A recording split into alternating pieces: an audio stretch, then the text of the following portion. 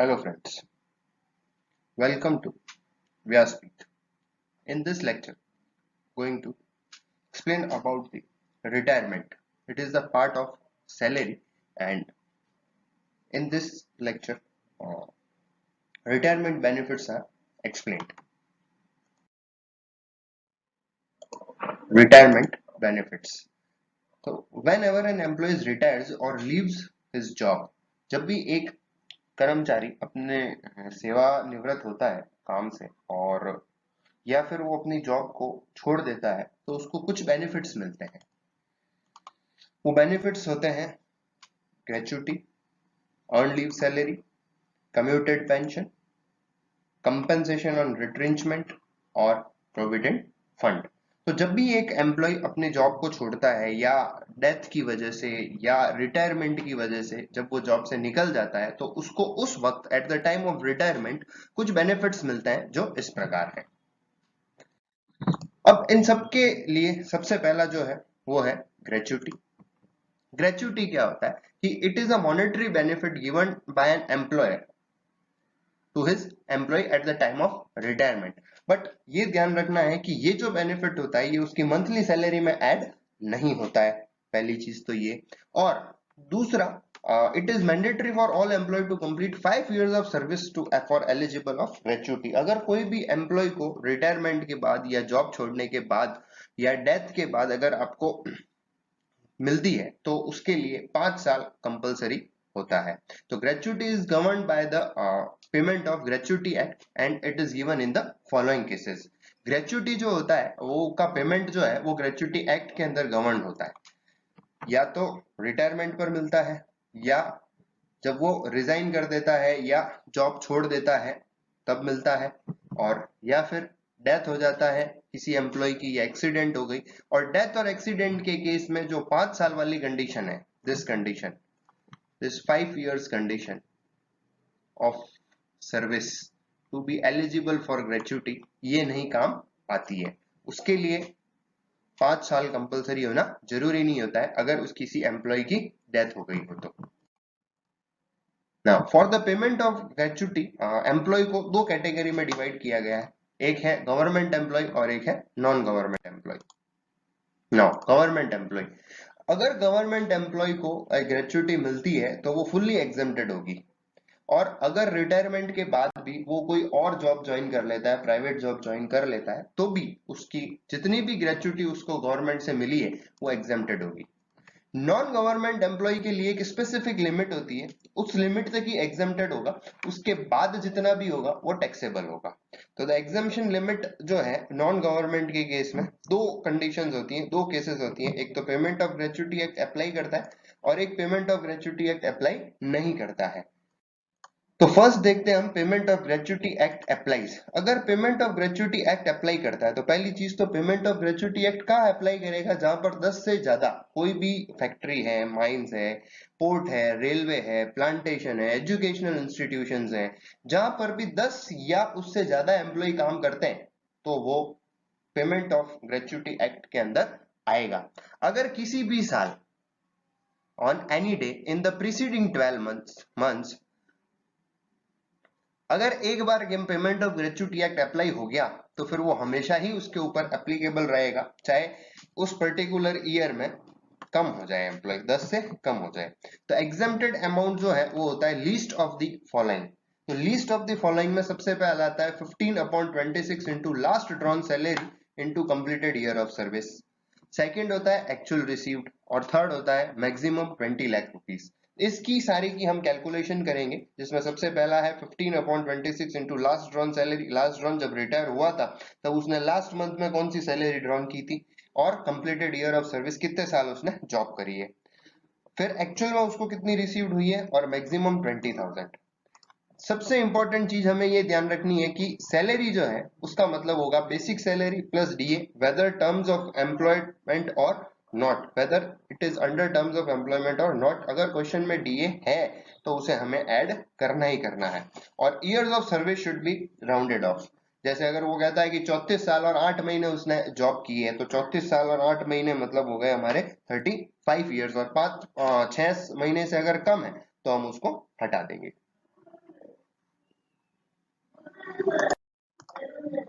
Payment of gratuity act अगर apply नहीं करता है तो क्या होगा? Any gratuity received by employee on his retirement, on his termination, और any gratuity received by his widow, children और his on his death is exempted up to the least of the following. पहला, half into average salary of last 10 month, पिछले 10 महीने की। Half मतलब average salary कौन सी? पिछले 10 महीने की जो सैलरी होगी वो, उसकी एवरेज सैलरी हम कैलकुलेट करेंगे। then actual received and 20 lakhs maximum. अब यहाँ जो चीजें हमें ध्यान रखनी है, एक तो अगर बेसिक सैलरी, सैलरी का मतलब ये जो लास्ट एवरेज सैलरी की हम बात कर रहे हैं, तो ये सैलरी जो है वो है basic salary plus DA. DA तभी ऐड करना है जब अंडर टर्म्स ऑफ एम्प्लॉयमेंट होता है। किस केस में?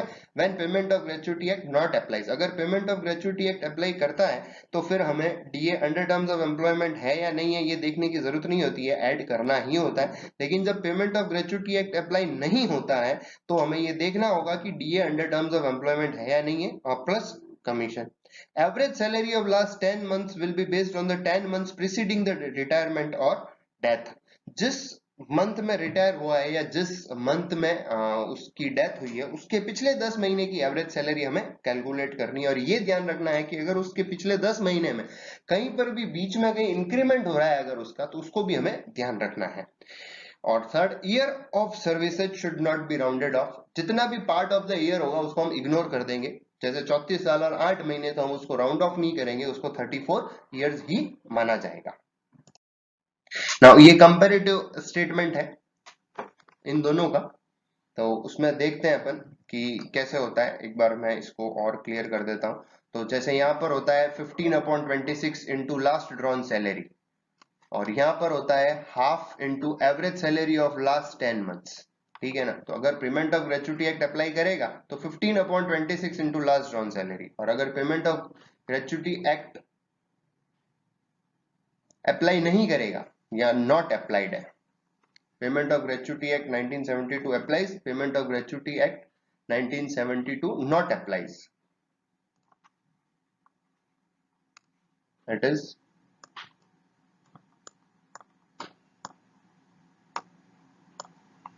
not applies. Actual received as it is and maximum limit as it is. तो जब भी ग्रेच्युटी कैलकुलेट करते हैं और हमें payment of gratuity act apply होता है और payment of gratuity act apply नहीं होता है, तो सिर्फ फर्स्ट पॉइंट में हमारे चेंजेस आएगा 15/26 इंटू लास्ट रन सैलरी और half into average salary of last 10 months.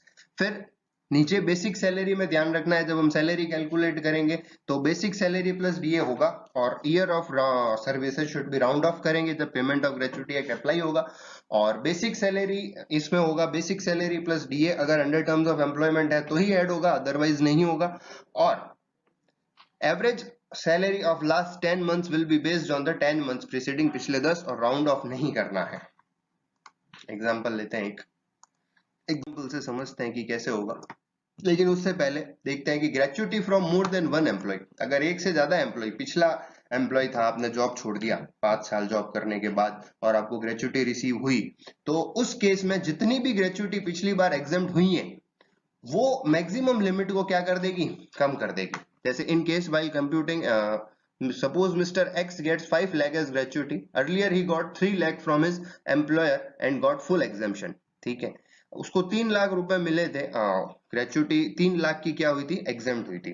तो इन दिस केस, अब जो केस में है, तो हमारी जो इस साल की जो एग्जेम्पशन लिमिट होगी मैक्सिमम 20 लाख की, उसमें से 3 लाख हम कम कर देंगे। तो कहने का मतलब ये है कि जितना भी प्रीवियस में उसका ग्रेच्युटी एग्जेम्प्टेड हुआ है वो हम इस असेसमेंट ईयर की ग्रेच्युटी कैलकुलेट करते समय जो मैक्सिमम लिमिट होगी उसमें से उसको माइनस कर देंगे।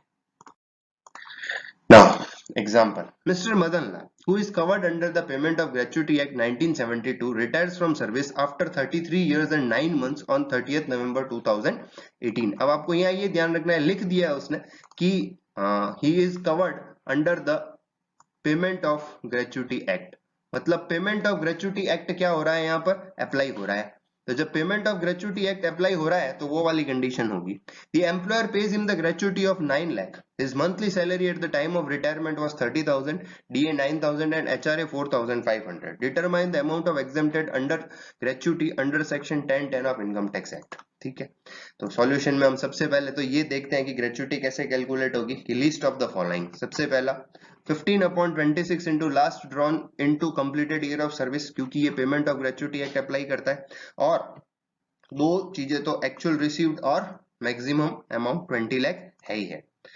यहाँ ध्यान रखना है डीए ऐड होगा। अब यहाँ पर जो डीए हमें गिवन है ये वाला 9,000 ये ऐड होगा, एचआरए से कोई मतलब नहीं होगा हमें क्योंकि एचआरए कंसिडर है। तो बेसिक सैलरी 30,000 थी, डीए 9,000 था और कंप्लीटेड ईयर ऑफ सर्विस हमारे 33 इयर्स एंड 9 मंथ्स थे, तो वो राउंड ऑफ होके 34 इयर्स हो जाएंगे। तो सबसे पहला 15 into last drawn salary into completed year of service.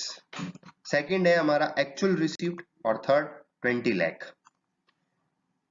Basic salary हम कैलकुलेट कर लेते हैं। ये जो सैलरी हम यूज लेंगे, ये जो लास्ट ड्रॉन सैलरी है वो कहां से आएगी, यहां से कैलकुलेट होगी। तो सैलरी जो हम कैलकुलेट करेंगे तो बेसिक सैलरी कितनी थी, बेसिक सैलरी हमारी है 30,000।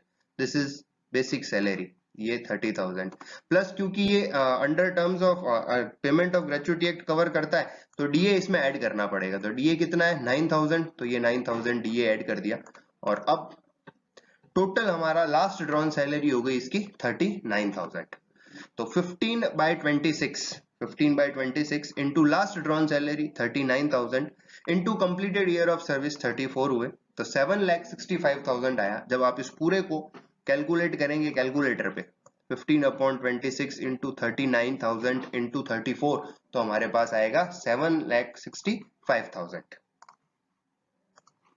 नाउ सेकंड जो हमें एक्चुअल रिसीव्ड हुआ है, एक्चुअल रिसीव्ड कितना हुआ था हमें, एक्चुअल रिसीव्ड हुआ है हमें 9 लाख। मैक्सिमम लिमिट हमारी 20 लाख की है, मैक्सिमम लिमिट 20 लाख हो गई। तो इन तीनों में से जो सबसे कम है, इन तीनों में से सबसे कम कौन सा है, 7,65,000। सो 7,65,000 is least from all, therefore it is exempted under section 1010। तो एक्चुअल में हमें रिसीव हुआ था 9,000 और उसमें से 7,65,000 जो है वो हमारा क्या हो गया, एग्जेम्प्टेड हो गया। तो रिमेनिंग जो बचा वो हमारे लिए क्या होगा, टैक्सेबल। तो रिमेनिंग बचता है 1,35,000 जो कि टैक्सेबल होगा। एक और एग्जांपल देखते हैं जिसमें नॉट कवर्ड आ जाएगा। नॉट कवर्ड होगा तो कैसे करेंगे, not covered by payment of gratuity act. तो नॉट कवर्ड होगा,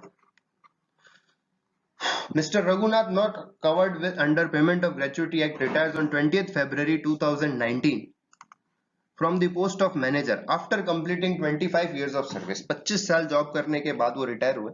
During the 10 months ending on 31st January 2019 he was drawing a monthly salary of 60,000। तो दे दिया है कि पिछले 10 महीने में वो हर महीने 60,000 रुपए ही उसकी सैलरी थी मंथली। कन्वेंस अलाउंस है 5,000।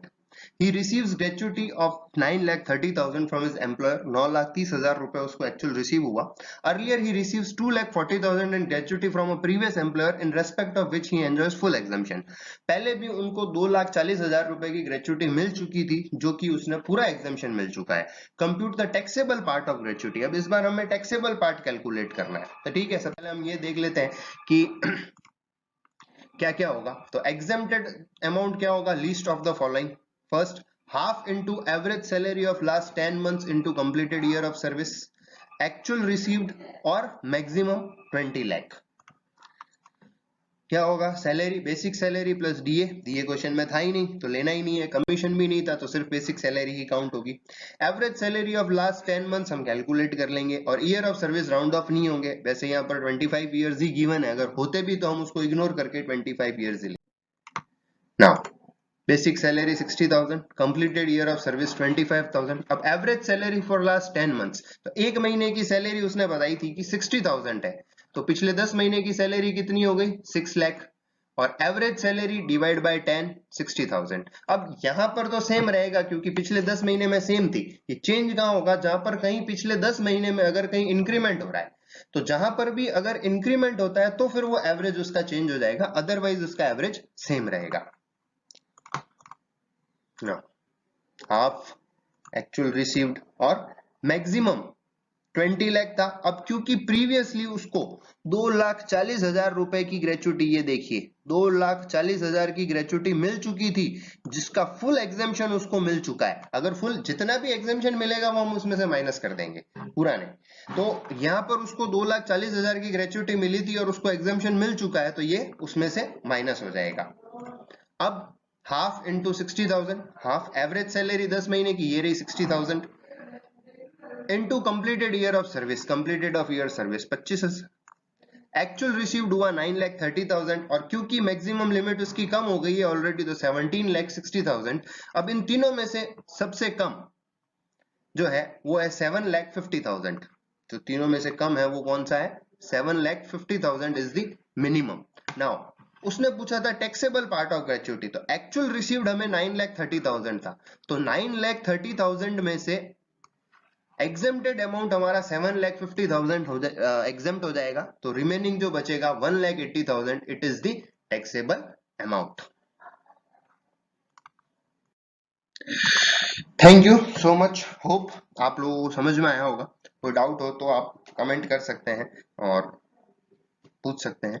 नेक्स्ट लेक्चर में हम देखेंगे अर्न लीव सैलरी क्या होती है और उसकी एग्जेम्पशन लिमिट्स क्या क्या होती हैं, और उसके साथ हम पीएफ का भी देख लेंगे कि प्रोविडेंट फंड से जो पैसा हमें मिलता है उसका एग्जेम्पशन का और टैक्सेबल कैसे हो सकता है। Thank you so much.